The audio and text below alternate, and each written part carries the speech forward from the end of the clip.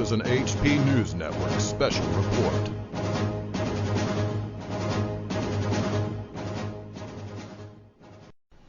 Okay, YouTubers, anti-nuke activists, and Plume-Gate investigators, this is another HP News Network special report, and this is your host, Patrick Penry.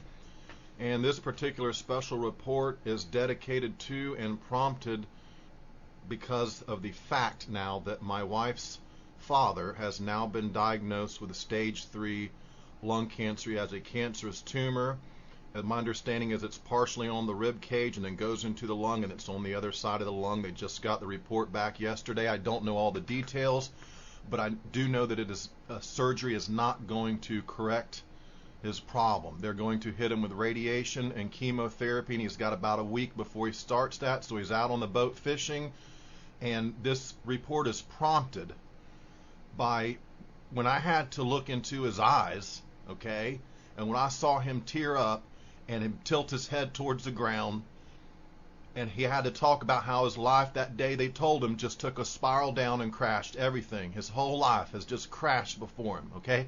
So this special report is dedicated to Papa Bradshaw.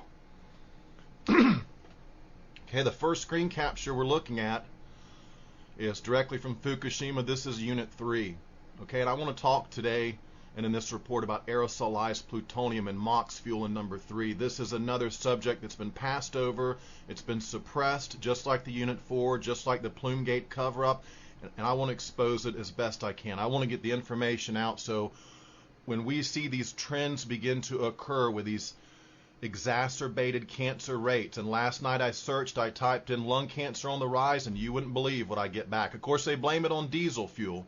The World Health Organization has recently classified diesel fuel as a carcinogen, conveniently, and it's not like they haven't known it for 30 years, but they're very clever in their diversionary and their excuses and their other things they want to blame this on, right? Cigarettes, diesel fuel, that kind of stuff, which is ridiculous when you've got aerosolized plutonium being detected in Lithuania from the MOX fuel at Fukushima. Okay, now let's look into this, folks, because this is intolerable, and we are no longer going to tolerate this in this country. You guys need to understand this. This whole thing is about to change. This whole meme is about to change in this country when people begin to grow extremely ill from cancer in very large numbers. Okay, second screen cap. Some of you have seen this one before, but it's critical that I continue to hammer home on this fact that there was radioactive MOX sludge, quote, radioactive MOX sludge causing access problems, issues on the site. Now, where do you think that MOX sludge came from? Well, it came from Unit 3. We're going to learn more on Unit 3 in just a minute. But I just want to give you a background. The access problems were delayed due to MOX sludge. MOX has plutonium in it. Plutonium, the deadliest substance known to man. Okay, the next screen cap is from March 19th, and it's from the LIAO2 HAWK Committee. It's a group of people working together to another LIAO3 HAWK Committee. And I'll read the relevant section that is in regards to MOX fuel. The Canadians discussed a report email which listed the total number of rods in each unit's pools, the number of used, new, and irradiated fuel bundles. The Canadians discussed the last startup and shutdown dates. They're looking to see how hot the fuel is. Unit 1 startup, March 20, 2010. Unit 2 startup, April 20, 2010. Unit 3 startup, January 20, 2010. Unit 4 shutdown, November 30, 2010. Unit 5 shutdown, September 16, 2010. And Unit 6 shutdown, August 15, 2010. Okay, here's where it gets good. There was a discussion on the 32 MOX assemblies in the Unit 3 spent fuel pool and the MOX fuel assemblies placed in the Unit 3 reactor vessel in September 2010. The other countries explained how they individually were evaluating and calculating the release path and dose estimates. They asked if the NRC had revised dose numbers for our source terms. Told them we could discuss at the 1400 call today. So the Canadians are pressing the NRC and saying, are you revising your dose numbers from your source terms, from your sources of radiation, your emanations of radiation? Are you going to revise those dose numbers because this is MOX fuel? This is much more serious. You need to make a correction. Did they do it? I sincerely doubt it. Sincerely doubt it. Next screen cap. I'll read to you from the FOIA documents from a phone transcription. We don't get to know these people's name, male participant. You just have to roll with this one. Male participant, just a question. Chuck said, and it's probably referring to Chuck Casto, Chuck said that they think that Unit 3 pool is dry. Do they still, redacted, do they still see a vapor plume coming off of Unit 3? Male participant, negative. Male participant, okay, so they think that all of the steam in the path was the evaporation of the Unit 3 pool, and that that's now completed? Male participant, yes. Okay, evidence that Unit 3 pool was also depleted of its water coolant inventory. Next screen cap, this is Chuck Casto speaking. Yes, Unit 2, they opened that hole. You've probably seen the picture. They opened the hole in the side of the reactor building and it's steaming. Well, although it appears that it's one level, at least one, Richard, what would you say? At least one level below where the spent fuel pool is, which tells us that the whole building is probably full of steam, and it's venting out through that hole. Unit 3, it looks like it's open to the atmosphere, and it's steaming in this photo heavily, which probably means it's by now likely dried out for Unit 3. Here's another small clip I found the other night with Jack Sco speaking. He says, okay, Unit number 3, spent fuel pool has a crack and possible loss of inventory. Bruce says, we believe that to be true still. Next screen cap from an email from April 20th from George Raplagle to Bernadette Baca. Subject, good site for high-resolution photos of Fukushima. Let me read what I have underlined. Actually, I'm reading the top one, the bottom one. The top one, if you guys notice where it says FOIA right there, this is constant throughout the documents. I'm glad I made this error. Let me mention that they are quite aware of the Freedom of Information Act and that later these documents will be poured through by researchers, just a handful, because it's wildly unpopular to talk about this cover-up amongst alternative and mainstream and media right now. Okay, but they know that somebody may come back later pouring through these documents and they're going to come across what I'm about to read you now. That's why this second email that comes a little bit later in the day, or actually a number of days later, says FOIA. I mean, keep in mind, we need to either redact this or you guys need to stop talking about giving this much information in these freedom. They know they're being recorded, right? That's all I can say on that. Quote, the damage is amazing. In my opinion, Mark's opinion means more. You three had to have had a SFP Zerk fire after the explosion. Had to have had a spent fuel pool Zerk fire after the explosion. Note the condition of the steel girders around the pool. They must have fallen to the top of the pool before the fire, then melted and twisted. Glad this did not happen near Decatur, Alabama. Well, right there, folks, it gives you basically a bit of detective work here, and you can figure out what happened. We know we had also had a spent fuel pool Zerk fire number 3, and this guy's, here's the information. Note the condition of the steel girders around the pool. They must have fallen to the top of the pool before the fire, then melted and twisted. Okay, that makes a lot of sense. The earthquake brought it down, then when there's a fire, it melted those particular steel girders around the pool, and that's his evidence that there was a spent fuel pool fire in number 3, which means aerosolized emissions went directly into the atmosphere. We don't know how long. We know in spent fuel pool number 4, it went on for 9 hours and 10 minutes at least, that they admit. In spent fuel pool 3, we really don't know. But again, that's where the MOX is at. The most suppression on information will be on Unit 3 if this is in fact what happened. And I have every reason to believe both those two pools ran dry. You had a Zerk fire in each one, and you had an incredible amount of Curies released into the atmosphere in many forms, but among the forms, one of them would be aerosolized plutonium, ladies and gentlemen. This is very serious. We have got to shut down nuclear power as soon as possible. There is no such thing as national security in America. Pointing the finger at Iran, and let's worry about their nuclear program. Meanwhile, our nuclear programs are killing thousands. And let me tell you about Japan. Those are GE's reactors. GE is running the show. GE is behind it all. That's the corporation. That's the big one in the consortium. They call the shots. GE does. And right behind them, you got Areva. Okay, from a screen cap from the NRC FOIA documents. Mr. Casto speaking again. Chuck Casto. I don't know where they're venting from, but I think there's IR data, infrared data, and I asked the dose people to try to confirm refractory metals and iodine, whether there's a continuous vent out of 2 and 3. I think NR thinks there's a continuous vent. Well, I know NR thinks there's a continuous vent out of 2 and 3, whether it's from that broken line and suppression pool on Unit 2, and I think on Unit 3, our infrared data isn't refined enough to tell you where it's coming from, but it may be coming into the stack. But it appears to some people there's a continuous vent out of 2 and 3.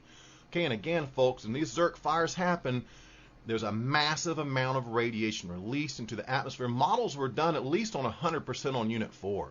And if they avoided Unit 3, folks, it's because of the seriousness of the MOX fuel, which contains a higher level of percentage than your normal uranium fuel rods do. Okay, next screen captures from March 27th. This is like a status update graph type thing. And if you read down the right-hand side, you get a time chronological order of events, countermeasures, and what they were able to do. And it's not much. It's just helicopter flights and splashing some water on it, which we know was largely ineffective. I read something today where John Moninger said that it was at least 6 days they went without any cooling to spent fuel pool number 4. And by my calculation in Shazam, it might be more like 9 or 10 days did they went without any sufficient kind of cooling. And in that period of time, whatever is going to happen has already happened, folks. And so you can see in this graphic right here, spent fuel cooling system. I mean, it's not a color picture here, but those X's would be in red when you find these in color in these documents. External power, none. So basically, as of March 27th, they're still in the same boat. No power, no sufficient cooling, nothing. This is to Unit 3 with the MOX fuel. By the way, Barbara Boxer was the only one in these documents I have found to ask pertinent questions in regards to the MOX fuel. And I'll read that email to you when I get a chance, if I can remember to throw it in one of these special reports. We will go over it. I've covered a Blumenauer letter and Markey, and some of these guys ask good questions. Now, Blumenauer, Earl Blumenauer's from Oregon, if I remember right, and he's into the whole climate change thing. So he's tight and right on nuclear, but then on the other hand, he believes in the climate change. Does he talk about chemtrails and aerosol engineering and all? I don't know. Some of these guys give you a little good and then not so good at the same time. Thyroid cancer incidence. This is in Belarus, and I'm now pronouncing that particular city right, or county, or whatever it is, that place on the map, Belarus. And you can look at this graph, and we're looking at thyroid cancer incidence. What you want to note in this graph is the shape of the graph itself, those lines that are moving. And as you can see, they begin to rise after a number of years following the Chernobyl incident. 86, 87, 88, 89, 90, they're beginning to rise now. Okay, 92, 94, 96, we've got a major increase in thyroid cancer incidence, and it just goes on up to 2002. It's still going up. It's still going up. Now, the next screen cap is also taken, and this is from the Bobby 1 fatality index study, which links to another study in the back, and I'll give you the link to that too if you want to go in and read that as well. And I'll link to the Bobby 1 study because that's an excellent one. You really got to sink your teeth into to get just a feeling for the casualties we're going to experience from Fukushima. Okay, thyroid cancer incidence, and this one on the left-hand section of the graph, it goes by 2, 4, 6, 8, 10. Okay, and then on the right X or Y axis, whichever that one is on the right, 86, 87, it's going up by 1 year. Now, what we want to look at here is, and in both these graphs, what we're looking for is time elapsed before significant increase in cancer or cancers of some type. If you look in this one from 86 to, I don't know, you go right in the middle of that graph right there of the hump around 94, 95, and you see that it's not 10 years later. Less than that, cancers are going to rise. There's going to be a significant increase. You're not going to be able to hide this one with Fukushima, considering it was many times worse than Chernobyl. So out of those two graphs, what I want you to take from that is that in the future, if this rings true and is correct, we are expecting a significant rise in cancers. Now, when you look at the World Health Organization, which they have nothing to do with health at all, they protect corporations and they punish us and make us sick is what they do by not protecting the little guy. The WHO went in recently and said that diesel fuel is carcinogenic, and they want to blame it to that. When I was searching last night under rise in lung cancers, I found that every article I read blamed it on cigarettes. Every single one, and asked you to stop smoking cigarettes and would not mention nuclear fallout whatsoever. I mean, I left a comment on the one that said, hey, Google Plume-Gate, because we got aerosolized plutonium detected in Lithuania. So I noticed this obvious pattern of that they avoid the nuclear factor and they concentrate on something else, anything else, diesel fuel, cigarettes, your lifestyle. Very clever, very clever. Right after the Fukushima catastrophe, had you Googled plutonium Tokyo or radiation Tokyo, okay, what it came back to and what came up on your search was an article about some guy that owned a photography shop and had like radioactive cadmium stored, in a bad way down in his basement. And so had you searched for that, that's what you would have found. They're very careful at diverting, distracting, and hiding this information from you. But Patrick Penry's here now, folks. Now check this out. Radionuclides from the Fukushima accident in the air over Lithuania, measurement and modeling approaches. Now this is from late March, early April of 2011. I'm going to skip right to the bottom of this abstract and let's talk about what we see here. High split backward trajectories and meteorological data were applied for interpretation of activity variations of measured radionuclides observed at the site of investigation. This would be in Vilnius, Lithuania. BE and 212 activity concentrations and their ratios were used as tracers of vertical transport of air masses. Fukushima data were compared with the data obtained during the Chernobyl accident and the post-Chernobyl period. The activity concentrations of I-131 and cesium-137 were found to be by 4 orders of magnitude lower as compared to the Chernobyl accident. The activity ratio of cesium-134, cesium-137 was around 1 with small variations only. The activity ratio of 238 plutonium, 239 and 240 plutonium in the aerosol sample was 1.2, indicating a presence of the spent fuel of different origin than that of the Chernobyl accident. Okay, and don't get too hung up on the fact they're saying they tested 4 times lower magnitude of the iodine 131 and cesium. Again, were they in the jet stream? How does this all play out? What we want to concentrate on here is the fact they did detect aerosolized plutonium. And if they detected it in Lithuania,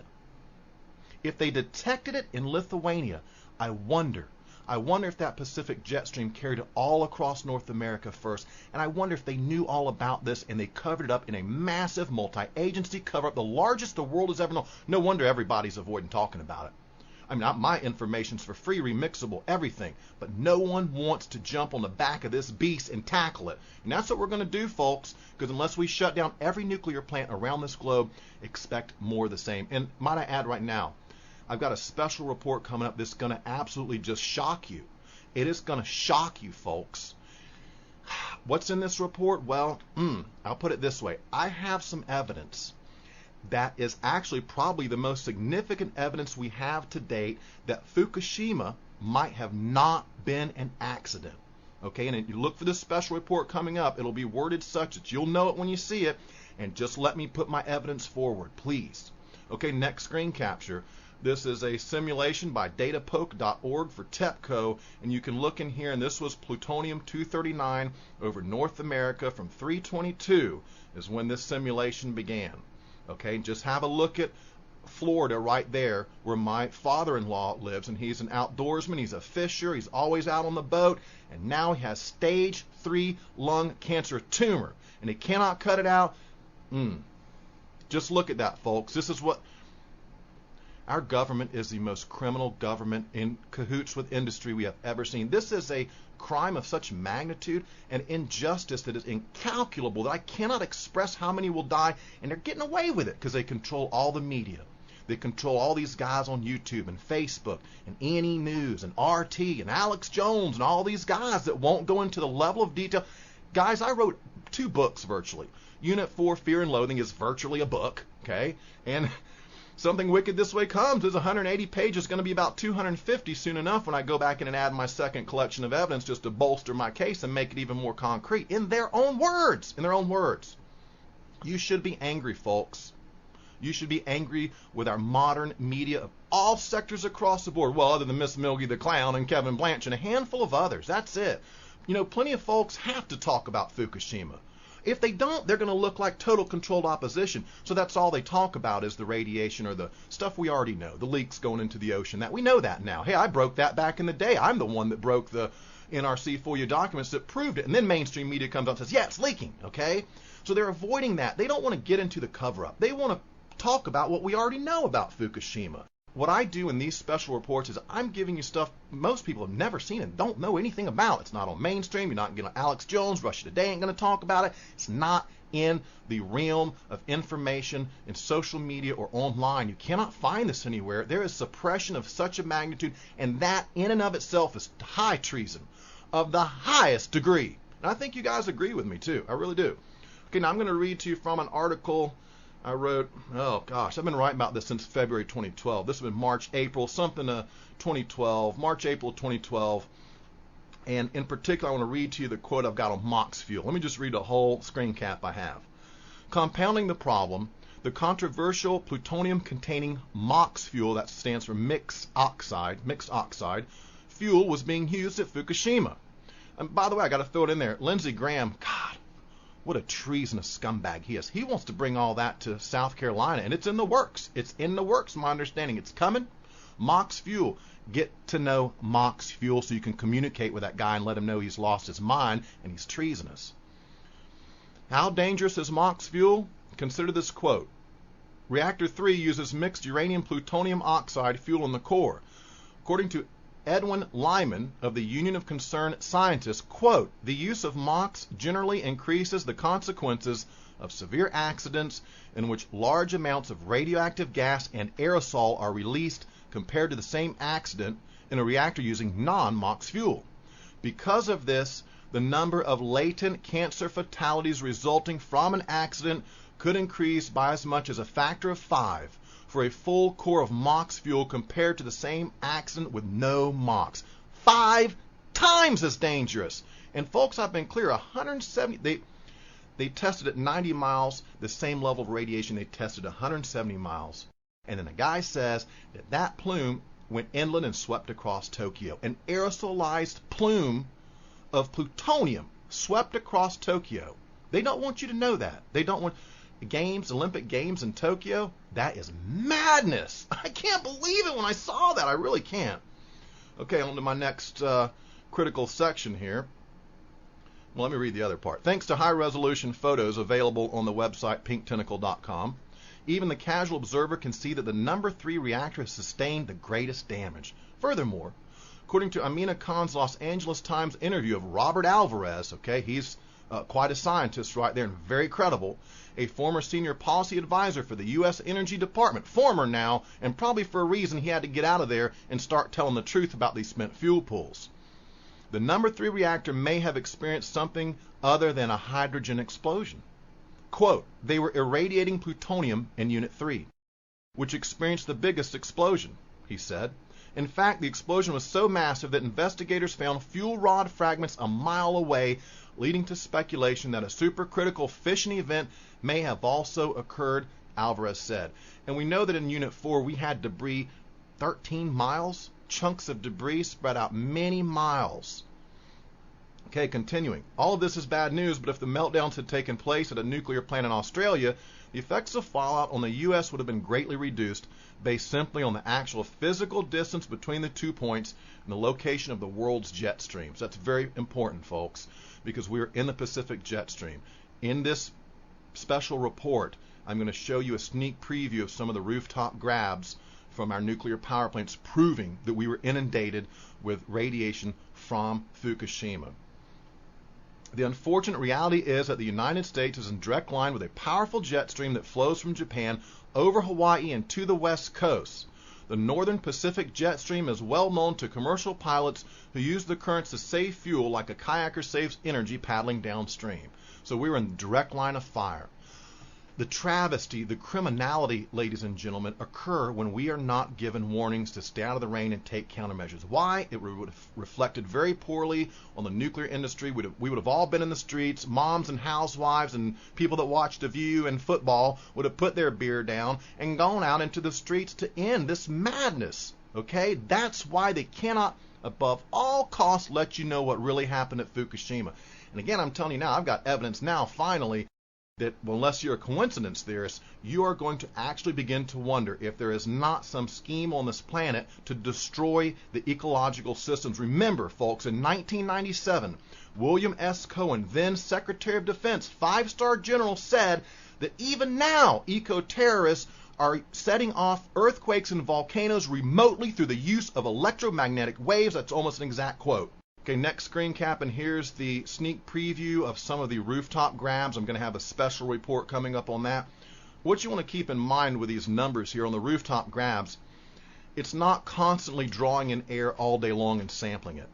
My understanding is it will open up, it will take in a sample, and it will measure that. But it's not running continuously throughout the day. So the sample, the concentration, is going to be low compared to what you're going to be receiving as a human breathing constantly. Let's say you live in California and you're outside during the 18th to the 28th when the worst of the plume is sweeping through. You would have been breathing 24/7, hopefully, or you're dead. You've been breathing around the clock. These measuring devices only take in a certain amount of air to measure. Now, a great analogy, I guess, probably even better, would be to think about some of these air filter tests they did early on, where they said, send us your air filter, we're going to test it. That car is not running constant. Okay, so if you run the car for an hour and send them that air filter, they're going to detect a much lower level of radiation than if you ran that car for a day or 2 days and then sent them the air filter. So we look at these rooftop grabs, and what you need to get out of this is that this proves beyond any doubt, and this was suppressed information in a password protected database.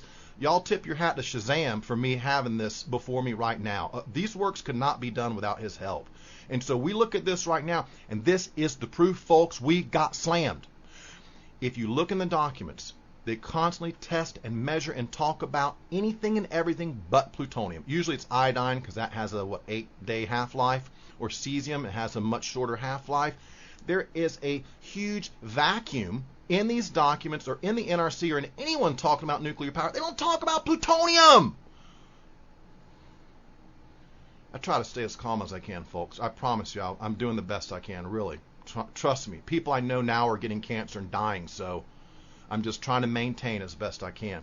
Okay, this screen capture here, this is my test. I sampled the rainwater myself. I sent it in. It was for a chemtrail test, but it came back positive for strontium, 0.016 milligrams per liter. For strontium, 90. This was from 3/15/2012, almost exactly a year after the Fukushima catastrophe, and in Gainesville, Florida. I am detecting strontium in my rainwater, and I want to know why. Because do I not have a right to have clean water, rainwater? If I so decide to collect rainwater, that's my God-given right. It's like the chemtrail planes. They're denying me my God-given sunlight, and that's a fact. It's a blasphemous crime against all humanity. Well, I can't get clean drinking water out of the rain? Well, you'll have to get it from the city of Gainesville and get your fluoride, my friend. Really, seriously. Okay, and I'm going to end up back on a screen cap. There's Unit 3 again. I mean, just look at it. Look at it, and keep this in mind. Aerosolized gases can be carried aloft to very high altitudes, very high elevations, and they're carried around the globe. I showed you where as far away as Lithuania detected aerosolized plutonium. We all breathed it in. We all breathed it in. Keep your eye out for an increase in severe cancers. As I was searching, I came across this breast cancer on the West Coast. They say it's a new aggressive form they have not seen before. It's very aggressive. It's in the bones. Well, check it out. My father-in-law also has stage 3, and as I understand, it's into the rib or on the rib where they cannot operate or having to take out that rib, and plus it's already spread to the other side. Stage 3. Stage 3. Okay, I'll just end on that. This is dedicated to Papa Bradshaw. I pray every night. Every night. That's all I can do. All right, this is Patrick Penry. This has been another special report, obviously dedicated to Papa Bradshaw. And I hope you guys got something out of this and spread this news around, because we are beginning to feel the real effects of the Fukushima fallout catastrophe. The greatest cover-up we've ever seen. The most horrific crime hiding this from people. Are they going to get away with it?